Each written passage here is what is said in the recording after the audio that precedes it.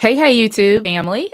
This is Dana Shay Williams. And if you have not met me before, I am a marriage coach, a speaker, and the podcast host of Rebuilding Us. So I want to thank you guys for being with me on this live video today, where we are going to be talking about, is your marriage 50-50? A lot of people have a lot of different philosophies on marriage. A lot of people have a lot of different marriage advice for you.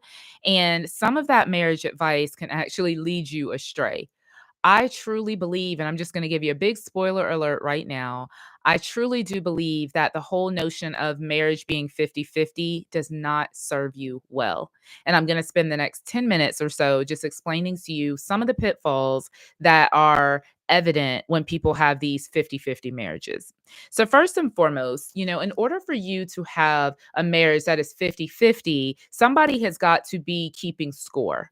Somebody has got to be setting the standards. Somebody's got to be able to say that's 50 or maybe that's almost 50. Not quite there. Keep trying, but that's not quite 50. And so when you operate your marriage in that way, the first thing that you do is you set yourself up to be the judge. You actually judge your spouse. You tell your spouse whether they're meeting the mark or whether they're not. And since we're talking about meeting the mark, who sets the mark? What makes us feel that we get to set the mark in our marriages? Now, you might be saying, well, no, Dana, because I think that couples should be able to come to an agreement on what 50-50 is. Okay. Well, I've never seen that done successfully.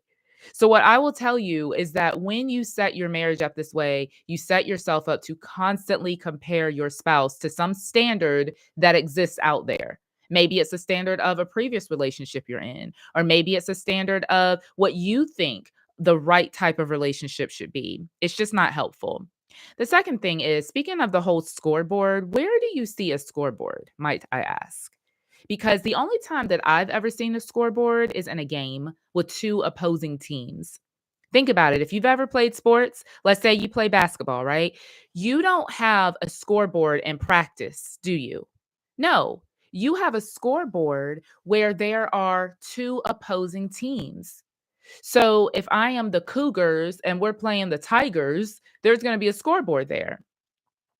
But when you're in practice, because everybody knows you're on the same team, there's no scoreboard.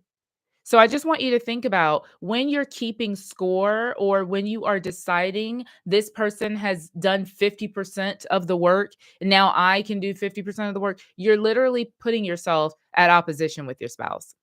Now, for those of you who are in Christian marriages or who desire to have a Christian marriage, this is actually not even biblical when we're talking about the whole 50-50 marriage. The Bible says in First Corinthians chapter 13 verse 5 that love keeps no record of wrongs. What does that mean? That means that when you truly love someone, you're not keeping a tally sheet. You're not saying, well, you did this right, you did this wrong. You met my needs on Monday, but you didn't meet my needs on Wednesday. When we do that, that's called keeping a record of wrongs. And when you keep a record of wrongs, you will constantly be insecure or make your spouse insecure. You won't actually ever know when I've measured up because, again, your spouse gets to determine that. Remember, they're the judge here. So, keeping a record of wrongs is not biblical. Keeping a record of wrongs sets you up as opposition to your spouse.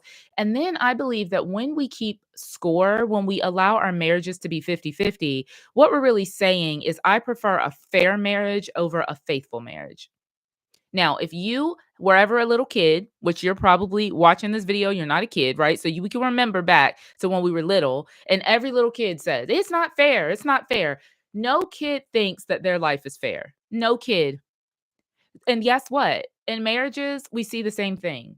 We have spouses that say, well, that's not fair. They weren't meeting my needs. They didn't measure up. And truthfully, that's not even accurate. Maybe your spouse is doing the best that they can do, but you don't feel like they're measuring up. Do you see where this is headed? Do you see the disconnection, the comparison, the resentment, the accusation? The pride, the resentment. I mean, this is what it breeds. So I've heard people say things like, well, I'm not going to be the only person bringing something to the table in my marriage. If I'm going to be married to somebody, they need to be bringing something to the table. And listen, I get it. I am not proposing that you stay in a dysfunctional marriage where one person is doing all the work and the other person is not doing any work. That's not what I'm saying. Nor, of course, am I encouraging you to stay or even to be a part of an abusive marriage. Never. I will never, ever vouch for those kinds of relationships. But what I am saying is that in a normal relationship, a normal marriage where you are trying to be the best that you can be and you're hoping that your spouse is trying to be the best that he or she can be, we have got to get out of this whole 50-50 thing. You know, my husband and I were laughing at ourselves the other day because we both take care of the household responsibilities, right? We work as a team. So it's not like because I'm a woman, I do all the household stuff, and because he's a man, he does all the outside stuff. We just work together. So I don't remember whose turn it was to do the bathroom, but one of us thought that we had done the bathroom the week before, and the other one was like, no, no, no, I did it. So we're going back and forth about who did the bathroom the last. And it's funny now, but it wasn't so funny in the moment because I'm like, no, like what? I feel an injustice here. And that is really what it comes down to is when we start keeping records of wrongs, what we're really communicating is this marriage that I'm in is not just. This marriage that I'm in, I'm putting more into it than I'm getting out of it. And I just want to say that there is a better way. Now, it's not an easy way. It's certainly not as easy as judging. Anybody can do that. But the better way to have your marriage successfully run, if you will, is to do 100%. It's to create a faithful marriage, not a fair marriage, but to have a faithful marriage where you say, I choose to give 100% regardless of what you do. I choose to meet your needs, even if I don't feel like my needs are being met. I choose to show up for you, even if I can't count on you showing up for me. Now, this is not easy. And this is why I'm saying that a lot of people don't do it. A lot of people live in marriages where as long as you're pleasing me, I'm going to please you. The moment you stop pleasing me, I'm out. And this is why we have the divorce rate sitting at 50% or so. So I believe for those of us who want thriving marriages, my business is called Thrive Relationships. For those of us who want thriving marriages, for those of us who want marriages that are truly purposeful and life giving and impactful, we're going to have to come to grips with sometimes you're not always going to be 50-50. Sometimes you're going to give out more than you receive. And guess what? It should be our pleasure. Because when we get married, we don't get married just to please ourselves. We get married to please our spouse.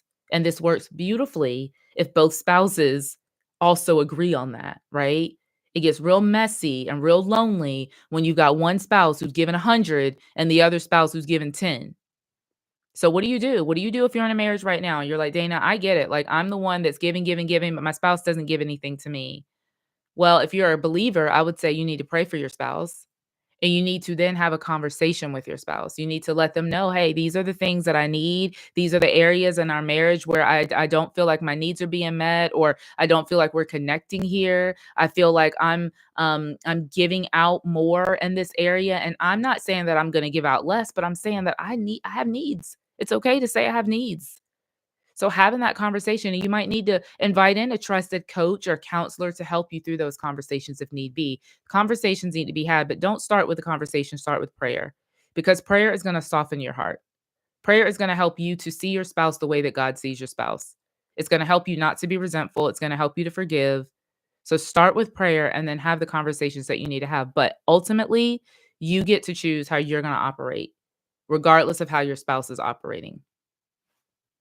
That's my story, and I'm sticking to it.